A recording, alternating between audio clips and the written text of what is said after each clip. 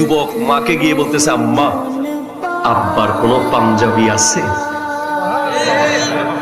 কিরে বেটা, তুই জিন্দেগিতে তো কোনোদিন পাঞ্জাবি পরশ নাই, তুই সবসময় টি শার্ট আর জিন্স পরছস, আজকে তোর পাঞ্জাবি লাগতেছে কেন?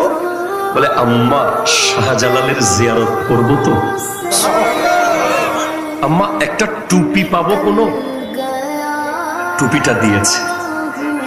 বাসটা যাওয়া শুরু করেছে কোরআন তিলাওয়াত দিয়ে। পুরো পথে একজন গান বাজাতে চেয়েছিল, আরেকজন হচ্ছে খবরদার গান বাজাইস না, ওলি আল্লাহ দরবারে যাচ্ছি। কি বাজাবো? নাতে রসুল দে। কথা কর না, ঠিক কিনা জোরে বল। স্কুলের ছেলেরা যারা জীবনে নাত পড়ে নাই, কোথাও তিলাওয়াত কোনোদিন করে নাই, সেও বলতেছে মাইকটা একটু দে, আমি সূরা ফাতিহাটা পড়ি।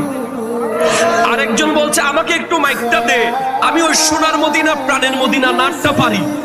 এভাবে করে শাহজালালের জিয়ারত করতে প্রথমে বাস যখন সিলেট পর্যন্ত পৌঁছলো, যুবক যখন বাস থেকে নামতেছে, সে জীবনে কোনোদিন এত আদব করে নামে নাই। সে যখন শাহজালাল ইয়ামানির মাজারের গেট দেখেছে, তার অন্তরের ভিতরে একটা আদব তৈরি হয়েছে।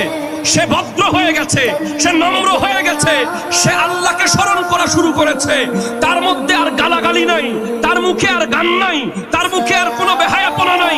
সে মাথাটা ঝুঁকিয়ে আস্তে আস্তে মাজারে গিয়ে বলছে, হুজুর কি করতে হবে একটু বলেন, আমি তো জানতাম না। হ্যাঁ, সূরা ফাতিহা পড়ো, ইখলাস পড়ো, দরুদ শরীফ পড়ো। কিছুক্ষণ পরে শাহজালাল ইয়ামানির মাজারের পাশে জোহরের নামাজের আজান হয়ে গেছে। বলে, হুজুর জীবনে মসজিদে না গেলেও আজকে অন্তত জোহর